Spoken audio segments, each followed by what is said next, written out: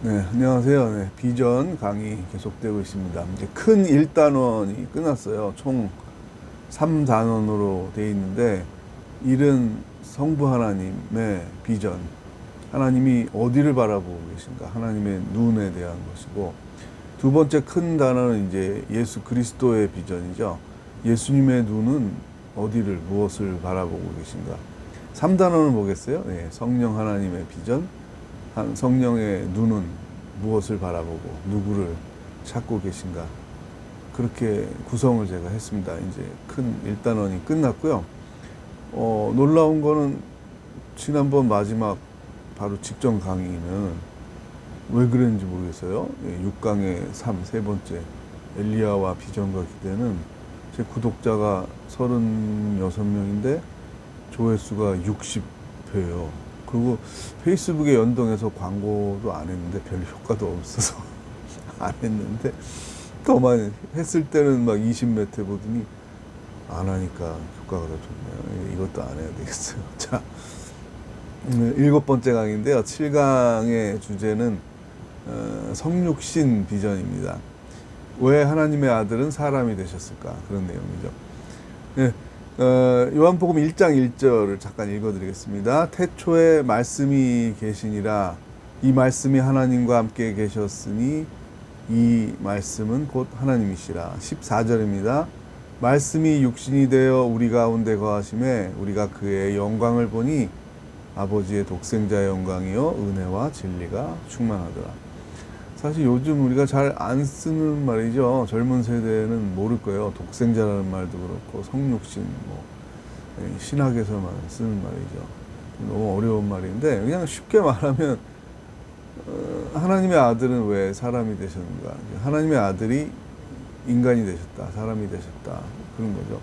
자, 이것은 굉장히 큰 의미를 가지고 있습니다. 이제 우리 대개 배우신 것은 이제 우리 죄를 속하기 위해, 죄 대속하기 위해서 사람이 되셨다. 그러니까 십자가에 달리시기 위해서 사람이 되셨다. 대부분 다 그 요점은 알고 계실 텐데, 그것도 제일 중요하지만 또 그만큼 중요한 게 있는데요.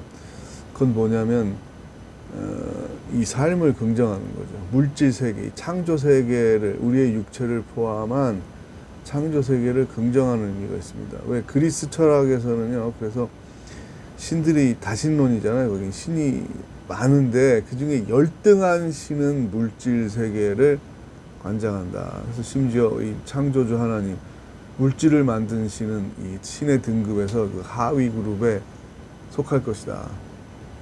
그렇게 생각을 했어요. 그래서 이제 그런 영향으로 나중에 영지주의라는 어떤 영적인 지식, 정신적인 지식, 이런 것들이 우리를 구원한다는 그런 이단이, 큰 이단이 이제 나오게 되는 거죠. 성육신이라는 건 그래서 나중에 여러 신학자들이 그 개념을 좀 더 세밀하게 구체화해서 하는 신학을 하게 되는데요. 그 요점을 말하면 이 세상의 삶을 긍정하는 거예요. 이원론이 아니에요. 그러니까 육체는 원래부터 악하고 정신은 원래부터 선하다. 이게 이원론이죠. 우리 기독교의 세계관은 이원론이 아닙니다. 헷갈릴 수 있어요.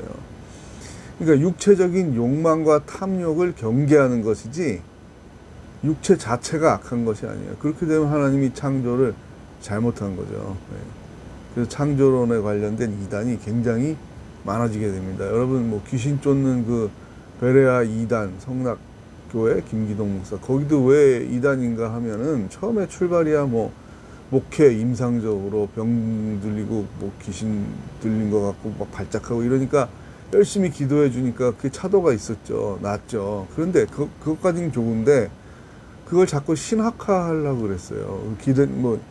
귀신 쫓으면서 나가는 사람한테 물어보고 너는 누구냐, 어디서 왔냐, 나는 뭐 이 지금 귀신 들렸던 사람의 할아버지다, 할머니다, 교통사고로 죽었는데 얘도 교통사고로 죽게 하겠다, 암으로 죽겠는데 얘도 암으로 죽게 하겠다, 예수 못 믿게 하겠다, 이런 식의 증거들을 이제 모아가지고 어떤 체계를 만들었어요. 하나님이 천지를 창조한 목적은 귀신들과 싸우기 위해서 인간을 만들어서 하나님 편의 사람들이 이제 귀신을 대적해서 이기게 하는 전략으로 천지를 만든 것이다. 이래서 이단인 거죠. 하나님은 스스로 완전하신 분이고 어떤 필요에 의해서 무엇을 만들어야만 꼭 되는 그런 존재가 아니에요. 그럼 자존자의 개념이 훼손이 되는 거죠. 또 하나 이제 삼위일체에 대한 이게 참 어렵다기보다는 완전히 이해하기는 참 불가능에 가까운 거죠. 삼신론 아니다. 다신론 아니에요. 기독교의 신과는. 근데 유일신관 아니에요. 유일신관은 뭐죠? 유대교와 이슬람교입니다. 삼위일체론이에요. 이것도 아니고 저것도 아니고 삼위일체론이에요. 그걸로 독특한 거예요. 이걸 어떻게 설명해야 되나 아주 청년들한테도 질문 많이 받았는데 저도 고민하다. 이거 너무 막 인위적으로 설명하려고 그러면 그게 이단이 될 수도 있어요. 그래서 이렇게 설명해요. 자, 다신교, 힌두교, 그리스 신화, 일본의 신도 이런 다신교는 아니에요. 그 다른 거. 그거는 이제 각 영역이 있어가지고 영역을 다스리는 여러 신들이 있는 거 아니에요. 강의 신도 있고 바다의 신도 있고 전쟁의 신도 있고 아름다움을 관장하는 신도 있고. 그게 아니에요. 하나님은 온 우주를 다스리는 주권이 있어요.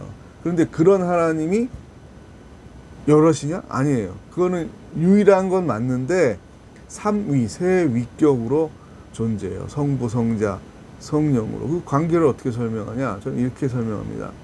상호 경쟁적이며 적대적이지 않다는 거예요. 그래서 생각을 일치되는 조율, 그 과정은 우리가 모르지만 그걸 기도라고 말할 수 있죠. 그러니까 우리 사람처럼 하나님도 기도해? 그게 아니라 거꾸로의 사고방식이에요. 기도는 원래 하나님의 유일한 것인데 하나님처럼 우리도 기도하는 거를 배우게 되는 거예요. 하나님처럼 우리도 아름다움에 대한 감각을 가진 거고 하나님처럼 우리도 생각하는 능력을 받게 된 거고 하나님처럼 우리도 옳고 그른 것에 대한 윤리적인 가치를 이해할 수 있는 그런 능력을 받게 된 거죠. 그래서 그리스 신화에 보면 막 싸우잖아요. 싸우고 결혼하고 또 싸우고 질투하고 그러는데 그런 게 아니에요. 상호 경쟁적이고 그 뜻이 분열되거나 하지 않아요. 일치가 된다는 거예요. 자, 그런데 그걸 이제 독생자, 왜냐하면 모든 사람들이 아들을 중요시하고 특히 고대 사회는 더했죠. 지금도 아들을 중요시 여기지만 몇천 년 전에는 오죽했겠어요. 네.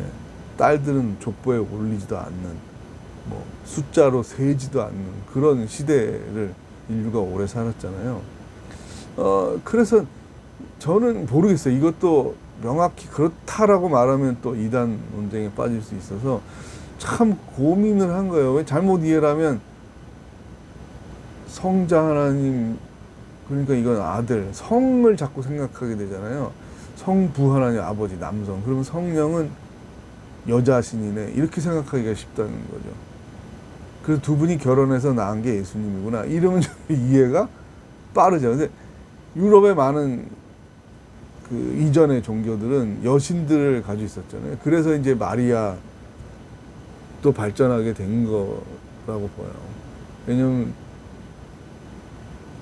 기독교가 들어가면서 여신, 남신의 구분이 없잖아요. 그냥 하나님은 하나님인데 우리에게 계시, 우리가 인식될 때 아버지 하나님이라고 불러라, 아들 하나님이라고 불러라, 성령 하나님이라고 불러라.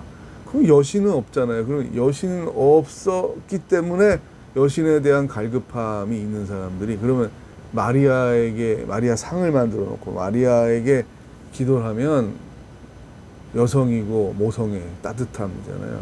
남자보다 더 억울한 사정, 가슴 아픈 사연을 잘 들어줄 것 같다. 이런 이미지들이 생겼죠. 그래서 이제 마리아에 대한 신격화가 가톨릭에 일어나는데 성서적 근거는 없죠. 그래서 종교개혁 때 그걸 다 빼버린 겁니다. 자, 성육신 해서 대속을 하려면은 죄가 없어야 대속이 되는 거죠. 그리고 사람의 생명을 대신해서 죽을 수 있으려면 동물을 죽이는 건 아니죠. 그 존재 이상의 존재가 죽어야 되는데 우리는 사람이면 사람 이상의 존재를 생각할 수가 없고 신이 죽는다는 거를 상상한 사람도 아무도 없기 때문에 이것은 계시라고 하는 거죠. 우리가 아이디어를 내서 하나님 아들 혹시 있어요? 그럼 보내야 되겠어요. 우리 대신해서 죽어줘야 되겠어요. 이렇게 된 게 아니라는 거예요. 그래서 은혜라고 말하고 사랑이라고 말하는 거죠. 성육신 비전은 뭐예요? 하나님이 우리를 여전히 사랑하고 구원하시고 새로운 기회를 주시려는 거죠. 그게 핵심이에요. 네. 그래서 이런 조건을 만족시킬 수 있는 분이 없으니까 하나님이라는 그 영적인 존재 자체가 죽을 수 있는 존재가 아니잖아요. 그러므로 죽을 수 있는 존재인 인간의 육신을 입고 그 육신을 입은 그분은 죄가 없어야 되고, 예. 나중에 우리가 계시를 해석하게 된 거죠. 해석해서 굳이 설명하니까 이렇게 설명할 수 있는 거죠. 이거 우리 믿음의 눈으로 보면 수많은 사람들은 말도 안 돼. 무슨 신이 사람이 되고 대신 죽어. 뭐 그런 게 어딨어. 오히려 사람들이 자기 아들을 바쳐서 신에게 제사를 드리고 우리 좀 살려주십시오. 농사 좀 되게 해주십시오. 병 좀 낫게 해주십시오. 우리 마을 지켜주십시오. 이게 원래 고대 종교들 아니에요. 이거 바뀌었잖아요. 바뀌었어. 성육신 비전을 우리가 잘 볼 수 있어야 되는 건 뭐예요? 또 낮아짐과 겸손함이죠. 마구간. 자, 파라오, 가짜 신의 아들, 태양신의 아들, 이 집대성한, 우상이 집대성했을 때의 힘을, 권력을 집대성했을 때에 자기 들어가는 무덤을 수십만 명이 10년 넘게 지었다. 그 피라미드죠. 거기서부터 탈출시킨 하나님인데, 보세요. 계시의 궁극적인 사건, 예수님은 머리 둘 곳조차 없다. 어마어마한 궁전을 줘도 뭐라고 불만을 얘기할 사람이 없는데 하나님은 머리 둘 곳조차 없이 사셨고, 파라오는 엄청난 궁궐과 무덤을, 그 다음에 뭐 다음 비전 설명에 나오겠지만 예수님은 무덤도 없는 거죠. 자, 카이로스라는 말을 헬라어 쓰는데, 크로노스는 물리적인 시간에 1년, 2년, 3년, 1시간, 2시간 이런 물리적인 카운트 셀 수 있는 시간인데, 카이로스도 시간 개념이지만 조금 질적인 의미를 부여한, 우리가 왜 똑같은 100일이지만 뭐 만난 지 100일째 그러면 젊은이들이 100일을 특별히 기념하고, 아기도 태어난 지 100일이 되고 돌이 되면 특별하게 기념을 하는, 시간에 대한 구분을 똑같은 시간이 아니라 기념할 수 있는 특별한, 내 인생에 이것은 터닝 포인트, 전환점이야. 이건 정말 중요한 사건이었어요. 이렇게 말하는 그 카이로스. 예수님이 이 땅에 지구의 역사에, 시간에 들어오신 것, 참여하신 것이 우리 인류의 역사의 카이로스라는 거예요. 말씀이 육신이 되신 그 시간이죠. 예수 그리스도의 성육신은 우리 인류에게 가장 귀중한 시간을 만들어줬고, 이제 이 시간은 어디로 카운트가 되는 거예요? 마지막 예수님이 다시 오시는 때 종말을 향해 가게 되는 겁니다. 네. 다음에 예수님의 십자가 비전에 대해서 설명드리겠습니다. 또 만나요.